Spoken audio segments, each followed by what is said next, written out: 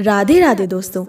आज की इस वीडियो में हम आपको ब्रह्म वैवर्त पुराण में लिखी वो पूरी असली घटना बताएंगे, वो असली श्राप बताएंगे जिसकी वजह से राधा रानी को कृष्ण से भयंकर विरह सहना पड़ा। ये विरह की दर्दनाक घटना और आज की इस कहानी में कहा गया एक एक शब्द साफ तौर पर दिया गया है ब्रह्म वैवर्त पुराण के श्री राधा श्री दामा शापोद्भवा में। ब्रह्म वैवर्त पुराण बताता है कि नारद मुनि ये घटना बता रहे हैं कि एक बार गोलोक में भगवान श्री हरि राधा रानी को छोड़कर वृजा गोपी के पास उनके कुंज में चले जाते हैं। सुंदरता में वृजा राधा से मिलती जुलती थी। उनकी 1 अरब सुंदर गोपी मित्र गोलोक में थी। प्रभु वृजा के साथ काफी लंबे समय तक रहे। भगवान कृष्ण के साथ वृजा के इन आमोद प्रमोद के क्षणों को राधा रानी की सखियों ने देख लिया। राधा रानी जी की सहेलियों ने ये बात उन्हें तुरंत बताई। उनकी बातों को सुनकर राधा जी क्रोधित हो गई और फूट फूट कर रोने लगी। फिर श्री राधा कहती हैं कि अगर तुम सभी सच बोलती हो तो मेरे साथ आओ। मैं कृष्ण की उस गोपी को वो परिणाम दूंगी जिसकी वो हकदार है। अब मैं उसे सजा दूंगी तो कौन उसे बचाएगा। राधा की बातों को सुनकर कुछ गोपियां भयभीत हो गई और वे सभी हाथ जोड़कर विनम्रता पूर्वक सिर और गर्दन झुकाए राधा जी की आज्ञा का पालन करती हैं और कहती हैं, हम आपको वृजा के साथ भगवान श्री कृष्ण को दिखाएंगे। राधा गोपियों के साथ वृजा को देखने जाती है। रथ से उतरते हुए देवी राधा श्री कृष्ण के पास जाने लगती हैं। तभी उन्हें प्रवेश द्वार पर श्री दामा मिलते हैं। श्री दामा से देवी राधा ने गुस्से में कहा, दूर, हे सेवक, चले जाओ।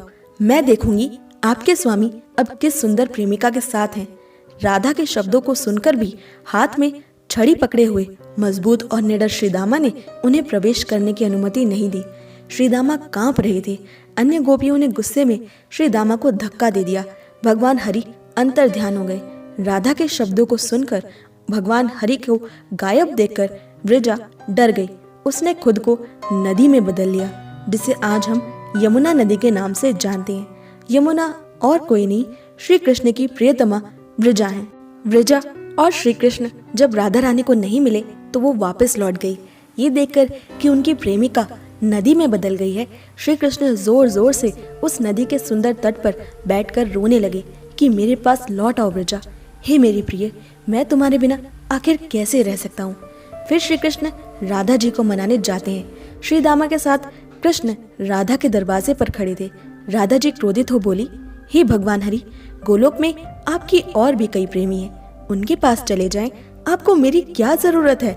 हालांकि आपकी प्रेमिका वृजा मेरे डर से अपना शरीर छोड़कर नदी बन गई, फिर भी आप उसके पास जाते हैं। उसके किनारे पर एक महल का निर्माण कर आप उनके साथ ही रहे। राधा जी कृष्ण को उनके पास से चले जाने को कहती हैं।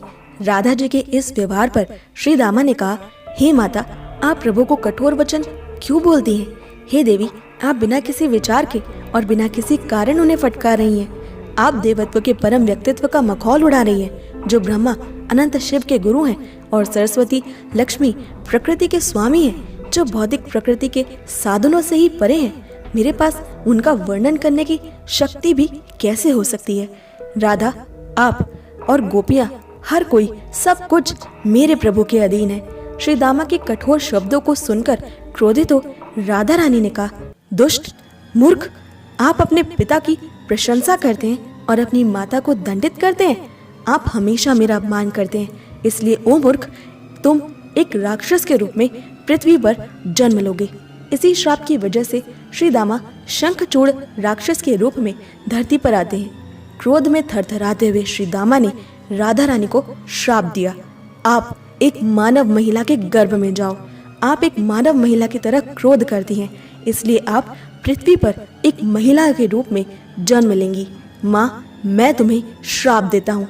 आपको 100 साल तक श्री कृष्ण से अलग कर दिया जाएगा और फिर आप उन्हें 100 साल बाद फिर से प्राप्त करेंगी और उनके साथ गोलोक में लौट आएंगी। दोस्तों, यहाँ ध्यान देने वाली बात यह है कि ये श्राप सिर्फ 100 सालों तक श्री कृष्ण के विरह का था।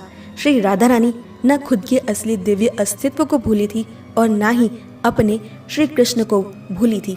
उन्हें अपने गोलोक जीवन और अपने इस विरह के श्राप के बारे में सब कुछ अच्छी तरह से याद था, सारा ज्ञान था। राधा जी, श्री कृष्ण और परम श्रेष्ठ माता व्रजा तीनों इस श्राप के बाद पृथ्वी पर वृंदावन में लीला करने आ जाते हैं। इस श्राप के प्रभाव से श्री राधा जी 100 साल ब्रज में श्री कृष्ण से विरह सहती हैं और संसार को पारिशुद्ध प्रेम, त्याग और भक्ति सिखाती हैं। वहीं श्री कृष्ण अपनी परम प्रेमिका देवी व्रजा से कालिंदी के रूप में विवाह कर लेते हैं और देवी व्रजा कालिंदी के रूप में द्वारिका की महारानी बनती हैं। श्री कृष्ण की पटरानी के रूप में सुशोभित होती हैं। दोस्तों, अगर आपने अभी तक मेरे अपने YouTube चैनल खुशबू शर्मा को सब्सक्राइब नहीं किया है तो ज़रूर उसे सब्सक्राइब कर लीजिए और इस चैनल पर आपको जानने को मिलेंगे हमारे हिंदू धर्म से जुड़े कुछ बेहद खास अनसुने रहस्य और बेहद हैरान कर देने वाली रोचक जानकारियाँ।